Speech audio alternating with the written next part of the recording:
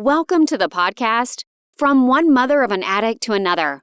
This is a space of sharing heartfelt personal experiences, insightful thoughts, and powerful suggestions, which can hopefully assist and offer strength navigating your journey alongside a loved one facing addiction and mental illness. Hi, welcome to the podcast episode, My Addict is Home for the Holidays. I look back and what happens is through the years, in and out of rehabs, we tend to spend time with our loved ones who are addicts, who are in and out of our lives, and we want them to be there for the holidays because it makes us feel better. We think it makes them feel better. We overcompensate for ourselves, for our own health, I guess, at that point, which is really not our own self-help, it's their help. But we often cave in and would do anything to have our kids, family member, home with us during the holiday time.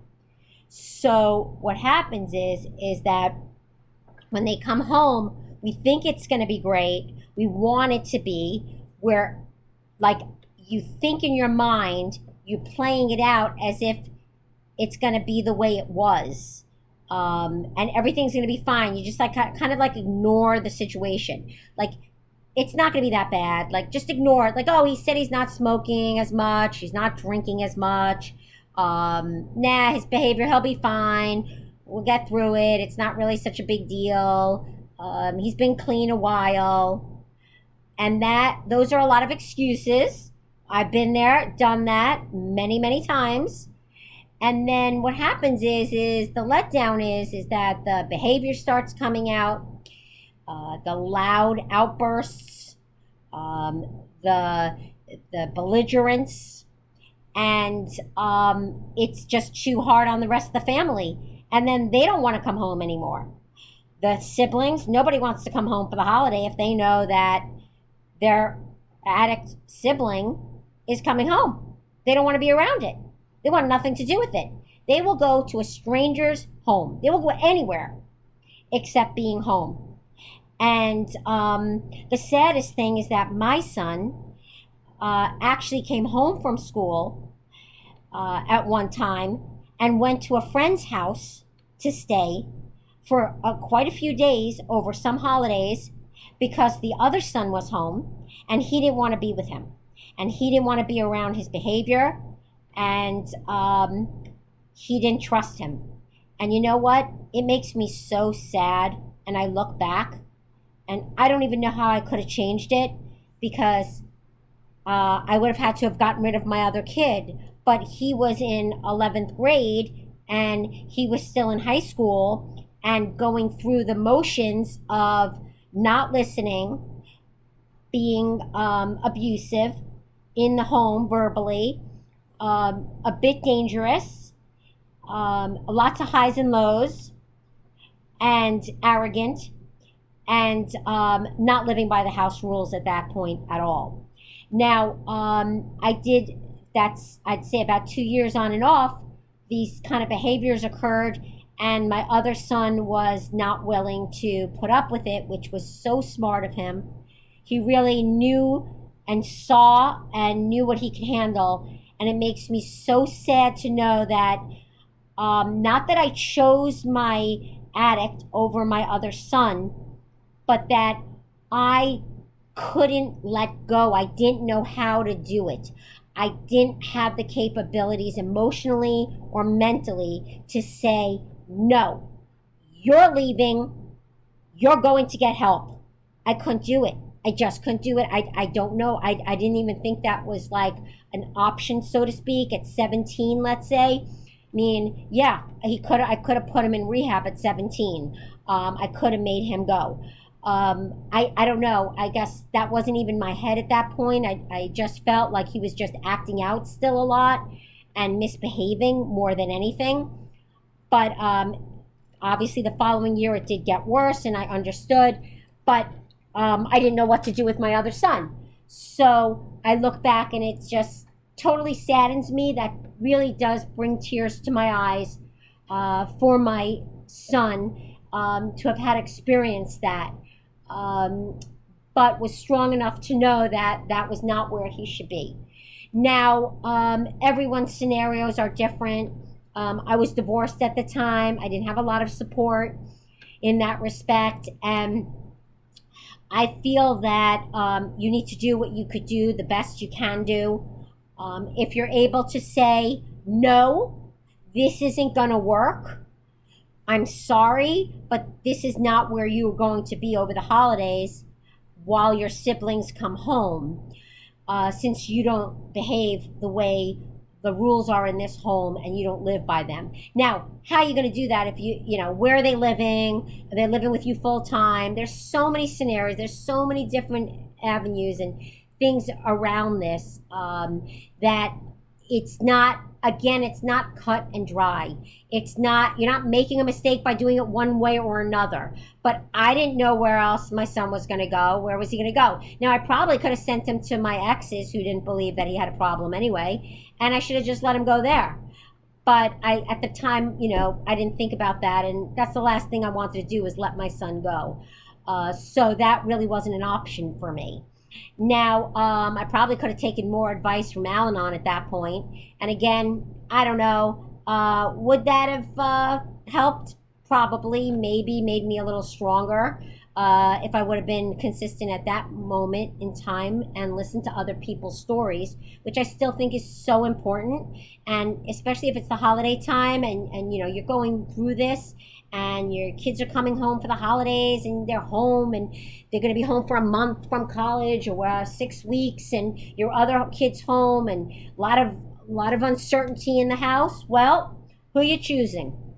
You got to make a choice, because that's what it comes down to. They're choices we make, right? They're paths we take. Sometimes we take the right path. Sometimes we don't take the right path. And in all fairness, there is no right or wrong path, because it's just the outcome, what the outcome is going to be. And my outcome was exactly what it was, which is nothing was getting better. He needed to go get help, and he needed the ultimatum, which I couldn't do. I couldn't say, you are going to be homeless.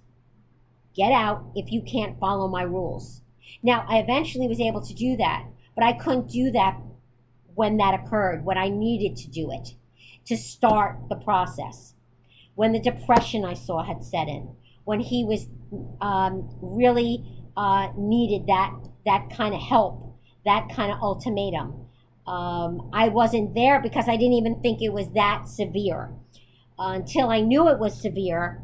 And as I said in previous podcasts, addiction does lead, the addiction and the depression. They definitely start the mental illness part of the component of this. So going back to the family members all together, coming home for the holidays, and everyone being in the home, the addict present, making excuses for the addict, telling everyone to just be patient, telling everybody it's not so bad, making it, kind of trying to quiet it down. That doesn't help either.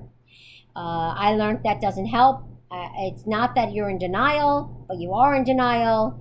And unfortunately, that person needs help. And it is the holiday time, but it's the holiday time for everyone. And at that point, you're making choices. You're making choices to incorporate this into your home, and letting this be a part of your family's memories, tradition at this point, because you or your husband or your family members are not able to make that strength within yourselves to say, to make that cut. Now, listen, I'm not judging anybody. This is a very hard thing to do. If I would have been able to do it back then, I would have done it. I would have. and not with a sandwich in hand, and not with a pack of cigarettes to make him feel good, and not buying him a pie of pizza on the way out, but basically saying, this is your option. You either live by my rules or you're going to have to leave. That is what I should have been able to do. Doesn't matter if it's the holiday time. Doesn't matter if it's their birthday. It doesn't matter if you really want to do it or not. Because the bottom line is that's what they need. But it's very hard to get to that place. And you'll read online a lot of people saying, oh, well, I love my son. Oh, I love my daughter. Oh, I'm there for them all the time. Really, that is love, yes. But that's showing love the way you're showing love. That doesn't mean that people don't show love because they're giving ultimatums, because they're being strict. They're standing by their positions that they know will assist and not harm, so to speak, or continue this on and on of addiction and the mental illness. Keep going and going because the ultimatums weren't there strong enough or follow through. And that really, and the enabling. So basically, there are a lot of things to think about. There are a lot of things to try to strengthen. And like always, it's a lot of self-help. It's helping yourself because you can't make decisions for other people. You can't help other people the way you could help yourself. So if you could help yourself and get strong enough to be able to get to that point and realize, okay, well, the rest of the family, which you really know emotionally, mentally, that they're just as important as your addict is. But there's something that ties you very close to that addict because that's the one with the loose string that's just about to drop off. And in your mind, like mine, they need you the most. And that means being there for them. But it has to be in a healthy manner. And these are just something for you to think about the holiday time now with everybody home. Maybe they're not there. Maybe you're feeling bad that your addict didn't come home from school. It's a good thing. Let them not come home. Let everybody else be together. And you know what? Make it important. Make it so much fun for everyone. Focus on everybody else that's home. Don't focus on the addict. Don't bring them up. Don't talk about them. Let them bring them up. I find that if I bring up the addict, it becomes a different kind of sour thought. But if the siblings are, or someone else in the home is bringing up to talk about the addict, the sibling, I think it's very healthy. I don't think you should shut anybody down. You should actually all converse about it and discuss it and say how much healthier this is and talk about what's going on in the home and why it's like this and why they're not coming home and how much more at peace everyone is. And it's more important for all of us to have that self-help for ourselves. And what you're showing the rest of the family is that they're as important as you are, and you're showing them as a model that you're just as important as anybody else in that house. Thanks for tuning in. I trust this episode brought you insight and strength, offering valuable coping strategies. Stay connected with weekly content, plus follow if you enjoyed, and be sure to journal for your own self-care.